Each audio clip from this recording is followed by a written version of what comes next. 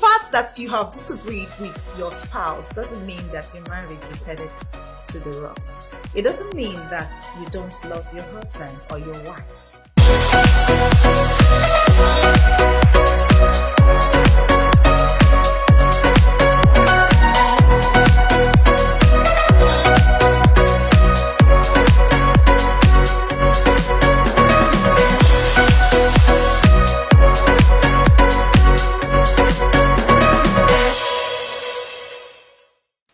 I'm so excited to be here with you one more time on Let's Talk with Pastor Flo. I remain your regular Pastor Florence Umelu from Recovery House Church, Aba.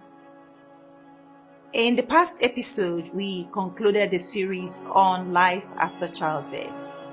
But today we are taking off on another series, very interesting series, family bonding. However, today we'll be taking a part of this, which is handling spousal disagreement. What is spousal disagreement? Is a clash of interest between a couple. This person wants this and feels it's better for the family. The other person wants another thing, which he or she also feels is better for the family. And the clash happens. I can also define spousal disagreement as the friction that takes off or comes up once in a while as a result of blending. The Bible says that two shall become one.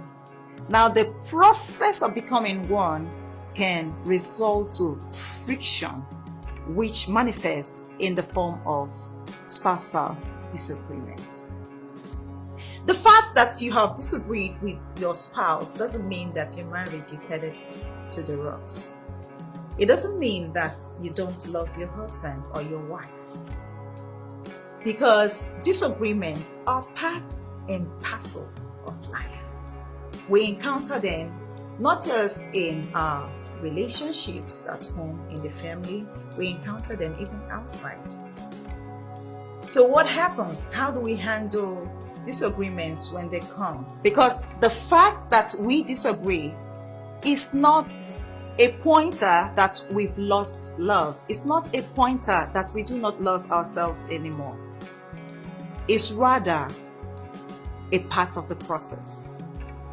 So what am I going to do when I notice that I'm disagreeing with my spouse?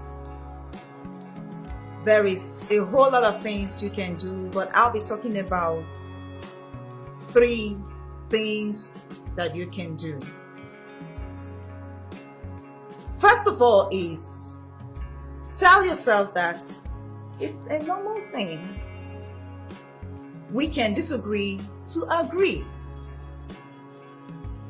Moreover, why we disagree is because both of us want the same thing in diverse ways. We want the betterment of the family. We want the betterment of the other spouse. But the process is what differs and what brings the clash. So tell yourself, I'm not exactly a bad person, because that's one thing the devil wants to make you feel. He wants you to believe that you are bad. He wants you to believe that your spouse is bad. So the fact that you disagree doesn't mean that both of you are bad. Now, I want you to be careful what you do when you're angry or when you tend to disagree. Some people have killed their spouses by what they say. What you say is very, very important. Your spouse might be alive, but a walking corpse because of what you said when you were disagreeing. Why? Because you left attacking the issue and started attacking the person. You left handling the issue and started handling the person.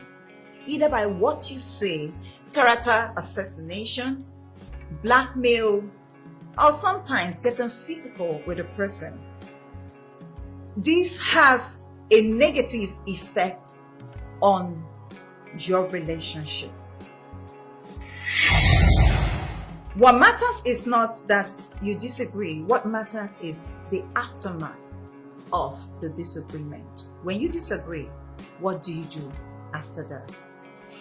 The second thing you should do after a disagreement is to have remorse. Get remorseful. Say, oh, I may have been right in my disposition. Yes, I may have taken the better perspective to this thing, but I didn't quite say it the way I should have said it. I didn't approach it from the right angle. I didn't approach it in love. I approached it maybe in frustration, and that's why it didn't work out the way I wanted it to. So feel bad that you didn't do it the way you should have. Don't stop at being remorseful. Say, I'm sorry. Anybody can say, I'm sorry, whether you're right or wrong, whether you're the higher person or the lower person. Anybody can say, I'm sorry, to get the relationship going. I'm sorry is a magic word. Sorry is one of the magic words. Learn to apologize when events take the turn you feel they shouldn't take. You can hold the person with a hug and say, I'm sorry. You can buy a gift. You can do so many things. You can take the person out. You can write a note. You can WhatsApp the person, even though you're in the same house. You can, anything you know that can make this person feel loved, and know that it wasn't intentional to hurt him. It wasn't intentional to have an outburst with him. It wasn't intentional to disagree with him or her.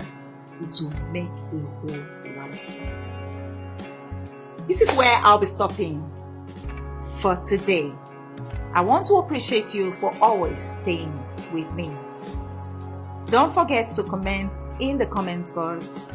Don't forget to call or WhatsApp the number on the screen. I'll be ready and available to attend to whatever request or question you may have to ask. Thank you one more time for staying with me. Expect the next episode. It will be mind-blowing. I remain your pastor, Florence. Thank you. See you next time.